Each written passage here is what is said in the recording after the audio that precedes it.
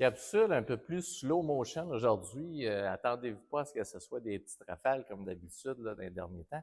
Je sais que j'ai toutes sortes de monde qui aiment des capsules de tous les genres. Quand je fais des capsules de 10 minutes, il y en a qui me disent que c'est pas assez long, tu devrais faire des podcasts, puis on s'entend que j'ai l'inverse. À 3 minutes, j'en ai qui m'engueulent parce qu'ils me disent que je tourne en rond. Je suis pas capable de mettre tout le monde satisfait. Qu'est-ce que tu veux qu'on fasse? Swiper quand ça fait pas votre goût. Avant que j'aille dans mon sujet principal aujourd'hui, j'ai fait des fling-flangs sur le site web, donc certipo.ca. Je voudrais que vous alliez cocher sur le petit bouton rendez-vous en haut. Faites des tests, d'ailleurs, si vous faites ça, puis que ce n'est pas un vrai rendez-vous, marquez donc test comme prénom, là. Je veux que vous m'aidiez à me dire qu'est-ce qui manque ou qu'est-ce que vous ne trouvez pas clair ou qu'est-ce que vous aimeriez comme client. Parce que là, on est en train de refaire le prochain site qui n'est pas celui que vous voyez là, mais on fait des tests avec ce formulaire-là. Donc, c'est important. Et bon, mon sujet du jour aujourd'hui, c'est simple.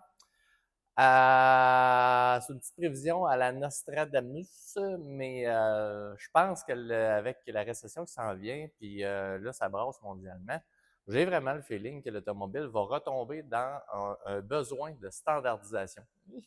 Oui, un besoin de standardisation pour moi. Ça veut dire arrêter de faire des power trips, que chacune des voitures aille à rien de pareil avec les autres. Et je peux comprendre qu'il y a certaines standardisations, genre ils utilisent certaines pièces qui ont le même numéro de pièce, mais ils font vraiment exprès pour que toujours récréer des micro-détails partout pour être sûr qu'il y ait des non-compatibilités. Ça, c'est une chose. Et il y a des choses grossières du style chaque pneu, chaque, mettons, auto a finalement 3, 4, 5 grandeurs avec des sous-modèles. Puis, beaucoup de contraintes. J'ai un exemple en tête, mais il y en a plein, il y en a vraiment plein. Mettons un Equinox EV que quand il est sorti avec sa grandeur qui était unique, ben tout le monde se précipitait sur les derniers pneus qu'il y avait, puis finalement, ça tombait BO partout, puis tout le monde était dans la misère. Même chose, je viens d'acheter une petite zézette, là, la Fiat 500e. Même chose, sa grandeur est nouvelle. La grandeur ne fit pas. Et personne n'a les bons pneus. Là, qu'est-ce qui arrive? C'est très facile pour une Fiat 500. Elle aurait pu être dans une grandeur qui existait déjà. Même chose pour l'Equinox. Pourquoi? Parce qu'il y a genre 880 grandeurs déjà disponibles. Fait que c'est pas vrai que tu avais absolument besoin de. C'est du power trip d'ingénieur, même que je pourrais dire que souvent, probablement que la commande est volontaire pour ne pas que le client se retrouve avec un des offres standards du marché moins cher. Et c'est ça le problème, c'est que notre domaine est rempli de choses comme ça. Qu'est-ce qui fait que je trouve ça plate, parce que c'est de la hausse de prix par-dessus la hausse de prix complètement gratuite, c'est que de votre côté, ben c'est plein de domaines que c'est pas ça, tu sais. Je vais vous donner un exemple.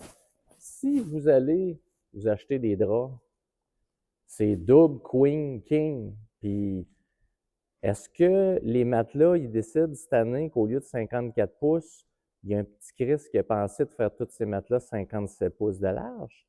Non. Il y a des standards. Les standards aident à abaisser les coûts. Quand vous faites la même chose avec la tuyauterie chez Canac, il y a des standards. Quand il y a des plaques de switch, c'est des standards.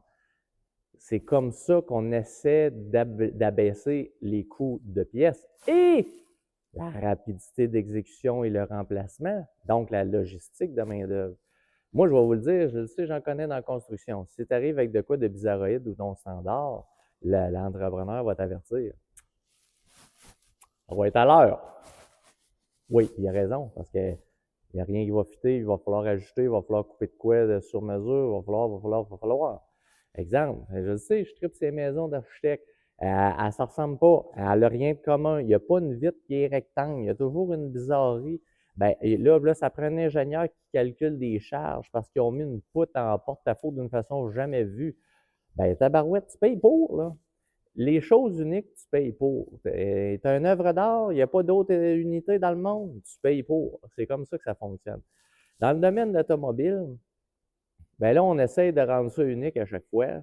C'est sur votre bras, là. Puis je pense que ça va virer de bord. Mais là, pour l'instant, C'est bien cute. Vous avez toutes sortes d'autos avec toutes sortes de niaiseries, puis des sous-modèles, des petites variantes à tout bord, tout côté. Mais à chaque fois qu'on égratigne un coin ou il arrive une niaiserie, c'est une réclamation d'assurance qui dépasse le prix de l'auto. Fait que je pense vraiment que là, on est rendu au bout de l'élastique. Mais au bout de l'élastique. Fait que là, il y a, comme j'ai dit à plusieurs fois, de l'obsolescence. Mais il n'y a pas juste de l'obsolescence, il y a du manque de standardisation volontaire. Parce que la vie, en général, les usines, la façon de fonctionner, c'est très, très, très facile de créer pour eux des standards pour abaisser le coût. Mais ils ne veulent pas abaisser le coût. Ils veulent gentrifier et rehausser la valeur unitaire de ce qu'ils font parce qu'ils se disent, hey, on dirait que les gens ont plus les moyens dans le monde. Faut aller chercher une part de marché. Il faudrait que l'automobile, ça soit le plus possible qu'on aille gratter dans leur tiroir. Alors que dans le fond, l'automobile, c'est un déplacement au point B qui devrait coûter moins cher parce que dans le fond, c'est rien. C'est un moyen de propulsion pour 4 roues avec un direct. Dans le fond, c'est une tondeuse avec un volant. C'est ça que ça devrait être au début. Mais en même temps, ben là, on a créé des maisons sur 2 roues, des génératrices sur 4 roues, des systèmes d'infos différents, un salon roulant. Fait que là, ça finit plus. Mais c'est parce qu'on a réussi à vendre l'idée aux gens que dans le fond, sky is the limit, mais est-ce que c'est vraiment ça qu'on a besoin? Ben, peut-être, parce que finalement, avec tout ce qu'on a comme monde, comme gouvernement, comme gestion, comme urbanisme, puis comme façon de rouler, ben, on est pogné dans le trafic comme jamais. Puis, je pense qu'il y a plusieurs raisons, mais ça a l'air qu'il y a rien que moi qui crois ça, puis c'est pas le sujet aujourd'hui. Fait que, ton opinion là-dessus? Puis, fait que c'est ça, en gros. L'obsolescence, c'est pas seul là-dedans. Tu as le manque de standardisation qui est volontaire. Parce que demain matin, on se choque. On passe une loi que chaque compagnie a le droit à 3 grandeurs de pneus, puis que chaque compagnie a le droit à X sortes de pare-brise au lieu d'en avoir 9 pour le même modèle, même année. On passe une loi pour arrêter de mettre, mettons, 113 grandeurs différentes de consoles centrales ou plein de, je sais pas, des affaires de même. Puis les prises, puis le nombre de modules à l'intérieur, puis les protocoles de calibration. Oh, oh, ça se peut que ça baisse les prix, là. Ça se peut que ce soit pas mal moins cochon, la réparabilité. Parce que il n'y a pas juste le prix de la pièce. Tout le monde peut faire des pièces pas chères dans la mondialisation. Mais je parle de réparabilité. Je dis ça, je dis rien. Hey, salut. Bye.